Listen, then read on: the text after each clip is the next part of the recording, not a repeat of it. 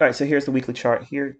We had the market rally up in recent months. We were expecting the market to trade up in these levels. And then I gave you an outline for a bearish scenario looking for a quarterly shift. That means every 3 to 4 months, there's going to be a shift in market structure where the market can move, sustained moves for 2 to 3 months, but as long as 4 months, because there's a little bit of an overlap where it's not running on a perfect 3-month calendar. All I'm stating is when I'm looking at higher time frame weekly and daily charts, I'm looking at how we could, for the next series of up to 2 to 4 months, where could it be reaching for? And I have these levels in mind. Any trades that I would be taking that's short, and if we get within, I don't know, 20 to 30 handles, I would likely be at my maximum risk, which is 5%. If I'm taking trades that would be moving away from my monthly, the weekly, daily, and or 4-hour levels, I'm not going to trade with 5%. I'm going to trade with like 1.5% maximum leverage. So the benefit of having all these higher time frame levels is to know when you're going to push the envelope of your risk. If it's more likely to pan out and go into these higher time frame levels, then I'm confident that my intraday trade executions are very, very tight. They're very specific. They're very extremely precise. I know what I'm looking for. I know when they're going to likely form. And if I can frame them on the basis of moving in the direction and it starts getting real close to these higher time frame levels, then I'm going to go with my maximum risk, which is 5%.